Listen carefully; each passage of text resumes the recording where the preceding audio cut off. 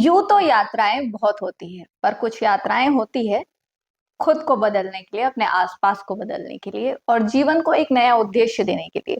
ऐसी ही एक यात्रा कर रहे हैं यूपी के रॉबिन सिंह। महज 37 वर्ष की उम्र में ऐसी मेच्योरिटी की मुझे पर्यावरण बचाना है, लोगों को कुछ बताना है। और क्या बताना है, आइए खुद उनसे जानते हैं। इस वक्त हमारे साथ स्क्रीन में है रॉबिन सिंह जी। यात्रा आपकी शुरू हो चुकी है, बहुत बहुत स्वागत है आपका लोकमत की स्क्रीन पे। बहुत बहुत धन्यवाद। लगभग 450 दिन की यात्रा आपकी होने जा रही है। जी। आपने कन्याकुमारी से एक सफर शुरू किया है।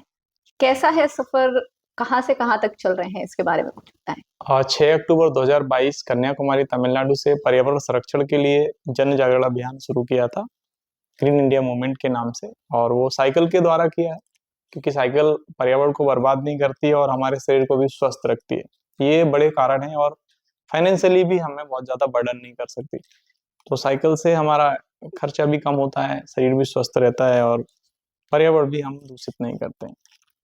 तो महज 37 साल की उम्र में इस लेवल का बात की, आप चूंकि किसानी बैकग्राउंड से ताल्लुक रखते हैं, पर्यावरण बचाना है, सांस मैं ही नहीं ले रहा हूँ बाकी सब भी ले रहे हैं, ऐसी बातें जब हम आपसे सुनते हैं तो ये थोड़ा मोटिवेशन कुछ समय का रहता है। लेकिन इसमें एक जो लाजमी सा प्रश्न निकल कर आता है कि साइकिल से आप यात्रा कर रहे हैं पूरे देश की, तो अभी का जो सफर रहा है अभी तक का, वो कैसा रहा है? किस तरीके की परेशानियां जो हैं वो देखी हैं, और किस तरीके की सूझबूझ आपको देश में लोगों के बीच दिखती है?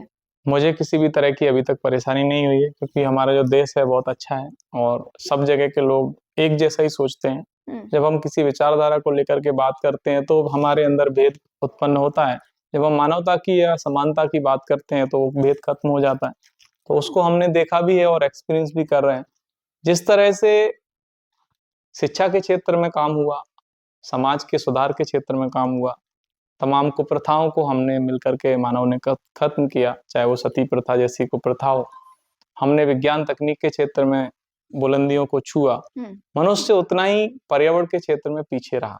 पर्यावरण के संरक्षण के लिए इनिशिएटिव लेने की आवश्यकता है, ऐसा विचार किया। ऐसा देखने को भी मिला। कोरोना एक उसका बड़ा एग्जाम्पल है। हम सब ऑक्सीजन के क्राइसिस से पूरी दुनिया के साथ त्रस्त थे, कोई भी किसी की हेल्प नहीं कर पा रहा था, और ऑक्सीजन का बड़ा संकट हम सब ने कोरोना के समय देखा। दूसरा, पानी का क्राइसिस हम सब ने देखा, क्योंकि नदियां निरंतर सूख रही हैं, नदियां निरंतर दूषित हो रही हैं, नदियों के अंदर केमिकल्स को घोला जा रहा है। इंडस्ट्रियल पोल्यूशन के कारण नदियों को दूषित करते हुए हम लोग देख रहे हैं। अभी हम छत्तीसगढ़ में हैं, तो महाराष्ट्र के सीमा से छत्तीसगढ़ आए हैं। महाराष्ट्र से आ रहे थे तो नागपुर से आने में नाग नदी मिली, नाग नदी। ओके। तो वो नाग नदी एक्चुअली नदी नहीं है, वो एक नाला का रूप ले चुकी है। तो ये तो हम आपको एग्जाम्पल के तौर पे बता रहे हैं कि वो नाग नदी नाम भर उसका है, लेकिन वो नाग नाला के रूप में हमने देखा। तो इस तरह की नदियों का हाल पूरे देश के अंदर हो रहा है। 15,000 से अधिक नदियां हमारे देश में थी, उसमें से 4,000 नदियां भी पूरी तरह से खत्म हो गई हैं। तो पानी का कितना बड़ा क्राइसिस है, जब हम उसको सोचेंगे तो पता चलेगा कि 15,000 में से 4,000 खत्म हुई तो 11,000 बची हैं। तो आगे समय में हम कितना और विकास करेंगे और नदियों को कितना और नष्ट करेंगे। तो ये सब हम सबको समझने की आवश्यकता है। तो बिल्कुल पर्यावरण के विनाश को रोकने के लिए अब एक आंदोलनकारी, क्रांतिकारी कदम की आवश्यकता जो है वो समाज को है। रॉबिन जी, यहीं पे अगला प्रश्न जो है वो उठता है। अमूमन हर व्यक्ति जो है वो घर बैठ जाता है अपने परिवार की चिंताओं को लेके, लेकिन आप पारिवारिक व्यक्ति होकर इस सफर में है, साइकिल में निकले हैं, 1.5 साल लगभग होने को आ गया है। तो घर का सपोर्ट कैसा रहा? कौन सी घर की वो बात है जो आपको इस इतने परिश्रम भरे सफर में भी सुकून दे जाती है कि हाँ, पीछे कोई है? मेरा पूरा अच्छा परिवार है। सभी लोग मेरे बारे में अच्छा सोचते हैं, और उन्हें अच्छा लगता है कि मैं किसी समाज के अच्छे कार्य को करने में आगे आया हूँ। हमारे जैसे तमाम लोग दुनिया भर में पर्यावरण के लिए काम कर रहे हैं। पूर्व में भी जिन जिन लोगों ने जन अभियान किए किसी विषय को लेकर के, तो किसी ना किसी को तो इनिशिएटिव लेना ही पड़ेगा। और मेरा अब तो कुछ व्यक्तिगत नहीं है, सब सार्वजनिक है, सामाजिक है। तो अभी यात्रा करते करते लोगों के बीच रहते हुए सारी चीजें और क्लियर होती चली गई, और जीवन भी सार्वजनिक है।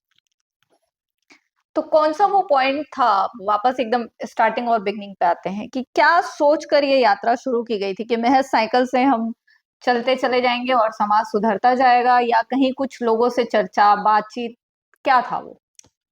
जब हम किसी काम को शुरू करते हैं तो हमें उसके बारे में पूरा हर लेवल पे सोचना पड़ता है। तो मुझे पता है कि जब भी कोई काम किया जाता है तो उसका रिजल्ट तुरंत नहीं आ सकता, और इस तरह के कामों को करने में तो बहुत समय लगता है।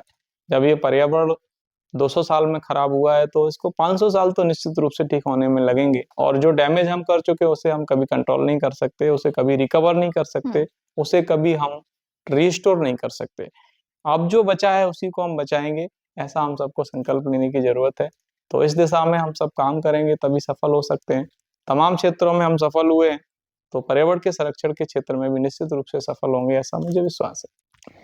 लेकिन उस समय क्या लगता है जब विकास का दूसरा नाम कॉन्क्रीटीकरण हो जाता है और विकास का दूसरा नाम उत्खनन हो जाता है, विकास का दूसरा नाम हो जाता है कि आपको सड़कों का जाल बिछाना है, ऐसी स्थिति में फिर आपके मायने क्यों क्या कहते हैं?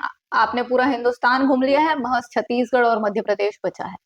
यदि कंस्ट्रक्शन विकास का मायना है तो मैं तो उसे नहीं मानता। ऑक्सीजन, पानी और अन्न नहीं रहेगा तो उस कंस्ट्रक्शन और उस विकास का हम करेंगे क्या? हमारे लिए ऑक्सीजन जरूरी है या वो सड़क? हमारे लिए शुद्ध पेयजल जरूरी है या फिर वहां पर खुदा हुआ वो गड्ढा? हमारे लिए एयरपोर्ट जरूरी है या फिर शुद्ध खाना? तो हम सबको कंपेयर करने की जरूरत है और अपने कार्यों को सीमित करने की जरूरत है। अपनी रिक्वायरमेंट्स को, नीड्स को अपने एनवायरनमेंट के हिसाब से तय करने की जरूरत है। हमारी जो प्राथमिक लक्ष्य हैं, ऑक्सीजन, पानी और शुद्ध अन्न होना चाहिए, वो अभी हमारे लक्ष्य में कहीं पर भी शामिल नहीं। हमारा अनुभव है, बड़े स्पष्ट शब्दों में हम कह रहे हैं, आज हम सब अपने इन लक्ष्यों को बिल्कुल भी लक्ष्य नहीं मान रहे हैं, जिसके बिना हम जी नहीं सकते। जब भी कोई जीव जन्म लेता है तो सबसे पहली सांस के रूप में उसे ऑक्सीजन की जरूरत होती है। 6 महीने के बाद जब वो बालक थोड़ा बड़ा होता है तो उसे पानी दिया जाता है, फिर कुछ समय के बाद उसे अन्न दिया जाता है।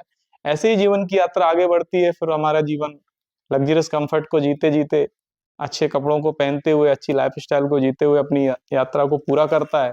तो पहले अन्न छूटता है, फिर पानी छूटता है, फिर वही ऑक्सीजन जो पहली सांस के रूप में हमने लिया था, अंतिम सांस के रूप में लेकर अपनी जीवन की यात्रा करते हैं।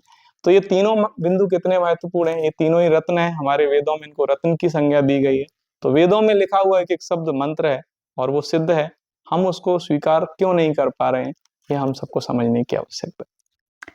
तो बिल्कुल ये थी हमारी बातचीत अभी तक रॉबिन सिंह जी से, जिन्होंने पूरे हिंदुस्तान का सफर कर लिया है साइकिल से, और सिर्फ इस एक उद्देश्य के साथ कि लोग शायद पर्यावरण को समझ सके और इसको बचाने के लिए अब देश में कोई क्रांतिकारी कदम उठाया जा सके। रॉबिन सिंह जी, हमारे साथ चर्चा करने के लिए आपका बहुत बहुत धन्यवाद कि आपने अपना वक्त दिया और अपने सफर का अनुभव हमारे साथ साझा किया। Thank you so much. धन्यवाद। तो लोकमत की इस स्क्रीन में अगली बार एक खास शख्सियत के साथ फिर उपस्थित होंगे। तब तक के लिए मुझे दीजिए इजाजत। नमस्कार।